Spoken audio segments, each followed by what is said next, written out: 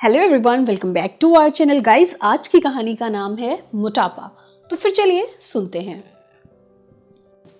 आज पूरे 2 साल के बाद नेहा अपने मैके आई थी अपनी चचेरी बहन की शादी में। नेहा से कोई अपनी नज़रें नहीं हटा पा रहा था क्योंकि वो बहुत खूबसूरत दिख रहे थे। पता नहीं वो एकदम ऐसे कैसे बदल गई। वो तो बचपन से ही बहुत गोलमोल थी और शादी के बाद बच्चा होने के बाद तो नेहा और ज़्यादा मोटी हो गई थी। नेहा को बचपन से लेकर अब तक सब हमेशा मोटा ही देखते आए थे, पर इस बार नेहा का पतला हुआ दुबला पतला सा रूप सबको नेहा की ओर एकटक देखने को मजबूर कर रहा था। और ये सवाल पूछने के लिए सब बेहाल हो जा रहे थे कि आखिर नेहा ने ऐसा क्या कर लिया जिससे वे इतनी दुबली पतली सी हो गई है। अपने शरीर को एकदम चुस्त और फिट कर कैसे लिया आखिर। नेहा की बड़ी बुआ जी ने नेहा की नज़र उतारते हुए कहा, हाय हाय, बारी जाऊं मेरी प्यारी भतीजी। अरे तुझे देखकर कौन बोल दे कि तू एक शादीशुदा है और 5 साल के बच्चे की माँ है। अरे मेरी गोलू गोलू, तेरी तो कायाकल्प ही हो गई। अरे क्या है तेरी इस खूबसूरती का पतला होने का राज? हमें भी तो बता। देख हमारा शरीर कैसे बेढौल सा होता जा रहा है, पेट बाहर निकल रहा है, शरीर के हर अंग से चर्बी चर्बी दिख रही है। अब तो बुआ जी ने हंसते हुए कहा अरे बुआ जी, आप भी कुछ ज़्यादा ही तारीफ कर रही हैं। कोई सीक्रेट विक्रेट नहीं है, बस थोड़ा सा योगा और खान पान का ध्यान रखा तो ये बस पतली हो गई मैं। नेहा अपनी बुआ जी से बात कर रही थी, तभी वहां पर नेहा की ताई जी के बेटे की बहू आ गई, जिसको देखते ही नेहा एक पल के लिए अपने पुराने दिनों की यादों में चली गई। नेहा को कभी भी अपने मोटापेपन से कोई शिकायत नहीं थी। वह जैसी थी खुश थी। उसको अपने शरीर को लेकर कोई गिला शिकवा नहीं था। नेहा को कुछ हार्मोन्स की प्रॉब्लम थी जिससे उसका वेट कभी कम नहीं हो पाता था। नेहा अपनी डिलीवरी के टाइम पर अपने मायके में थी। बच्ची वही 2-3 महीने की हो चुकी थी, लेकिन मोटापा कम ही नहीं हो रहा था और उसका वजन कुछ ज़्यादा ही बढ़ गया था। नेहा को इस बात से कोई फर्क नहीं पड़ता। वह अच्छा खाती थी ताकि उसके बच्चे के लिए अच्छा और पौष्टिक माँ का दूध बन सके, इसलिए नेहा थोड़े थोड़े टाइम पर कुछ ना कुछ खाती रहती थी।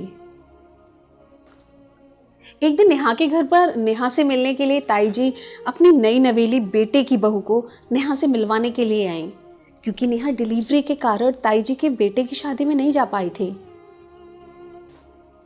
नेहा की ताई जी की बहू पूजा बहुत ही सुंदर और खूबसूरत थी।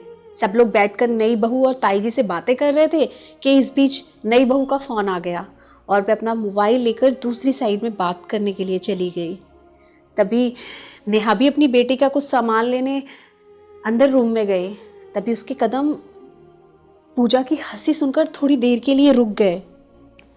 शायद पूजा की किसी सहेली का फ़ोन था। पूजा हंसकर अपनी सहेली को बोल रही थी कि यार शालिनी, तुझे क्या बताऊं मैं, मेरी चचेरी ननद को देखकर मुझे इतनी हंसी आ रही है। उसकी बेढौल, मतलब क्या बताऊं यार, इतनी मोटी है कि शायद तूने इतनी मोटी औरत देखी ही नहीं होगी। अरे बहन, सारा दिन ऐसा लगता है उसका कि सिर्फ और सिर्फ खाने का काम है और अपने शरीर को तो कुछ भी ध्यान नहीं देती। कमर को तो उसने कमरा बना रखा है और उसका पेट, ओह, ऐसा लगता है जैसे एक और बच्चा होने वाला है। सच में यार, पूरी जोकर जैसी लग रही है। मुझे तो उसको देखकर इतनी हंसी आ रही थी कि हंसी रोकनी मुश्किल हो गई। अच्छा हुआ तूने मुझे फ़ोन कर लिया, वरना सच में मुझे अपनी हंसी को संभालना मुश्किल हो जाता। पूरी ढोलक के जैसे ही हो रखी है। ऐसा बोलकर पूजा जोर जोर से हंसने लगी और हंसते हंसते बोली, अरे शरीर को तो फिट रखना है तो कोई मुझसे सीखे। अरे बच्चा तो मेरा भी होगा, पर देखना एकदम अपने आप को फिट रखूंगी। देख लेना, कोई भी कहेगा कुछ ना, मानूंगी नहीं, खुद को फिट रखूंगी। ऐसे ढोलक के जैसे अपने शरीर को थोड़ी ना बनने दूंगी। नेहा को आज पता नहीं पहली बार किसी की बातें इतनी बुरी लगी थी। अपने मोटापे को लेकर नेहा का मन पूजा की बात सुनकर बहुत दुखी सा हो गया था, लेकिन वो पूजा से इस बारे में कुछ नहीं बोली और हंसकर उससे बातें की, अच्छे से उसे विदा किया। नेहा की बेटी जब तक उसका दूध पीती रही, उसने किसी भी तरह के खाने की कोई कमी नहीं आने दी और खूब अच्छे से खाया। फिर जब उसकी बेटी धीरे धीरे बड़ी हो गई और उसका दूध पीना छोड़ दिया, तो नेहा अपने आप को एक संयमित दिनचर्या के हिसाब से खुद को ढालने लगी। टाइम से योगा करती और व्यवस्थित जीवन शैली के तरीके अपनाने लगी। धीरे धीरे करके नेहा का वजन थोड़ा कम हो गया। नेहा का हार्मोन असंतुलन भी योगा से सही हो गया था और देखते ही देखते नेहा मोटी औरत से खूबसूरत सी औरत हो गई थी। नेहा की बुआ ने नेहा को चाय का कप देते हुए कहा, ले नेहा चाय पी ले और कहाँ खो गई। चाय का कप पकड़। नेहा अचानक अपने ख्यालों से वापस निकली। नेहा की नज़रों ने फिर से वापस पूजा को देखा। पूजा किसी औरत से बातें करने में मशगूल हो रखी थी। नेहा ध्यान से पूजा को देखने लगी। सुंदर सी खूबसूरत सी पूजा कहलाने वाली पहचानने में नहीं आ रही थी। पूजा एक बच्चे की माँ बन चुकी थी। पूजा का शरीर पूरी तरह से बेढौल, पूजा का पेट बाहर निकला हुआ था, जिसको पूजा ने साड़ी से छुपाने की बहुत कोशिश की थी। चेहरे पर चर्बी बढ़ चुकी थी।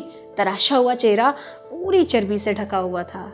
नेहा ने चाय का कप साइड में रखा और जल्दी से पूजा भाभी के पास गई और बोली, अरे पूजा भाभी, नमस्ते, कैसी हैं आप?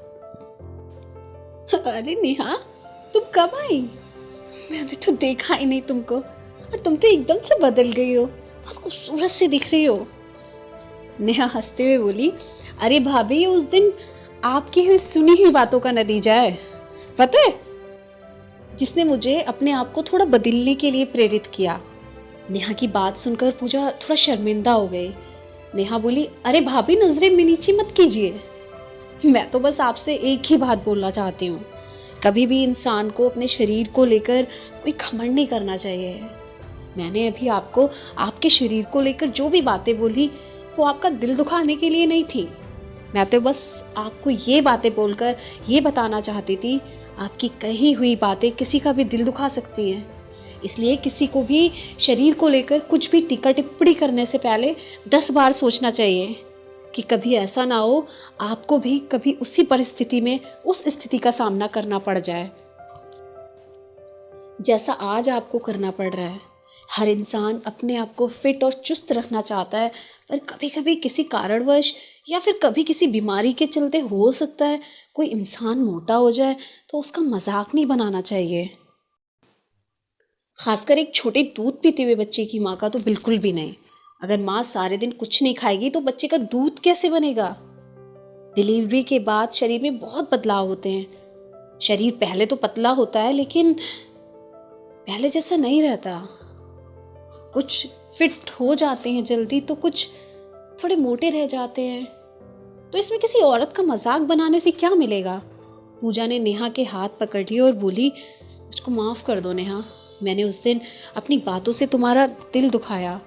आज मुझको खुद पता चला है, जब कोई अपने लिए ये सब बोलता है तो उसको कितनी तकलीफ़ होती है। कभी भी अपने शरीर पर किसी तरह का वाकई घमंड करना चाहिए क्या? बिल्कुल भी नहीं। आज से मैं कभी किसी का भी मजाक नहीं बनाऊंगी। पूजा बोली, चलो नेहा, इस बात पर अब एक कप चाय पीते हैं। और दोनों ननंद भाभी चाय पीने चली गईं।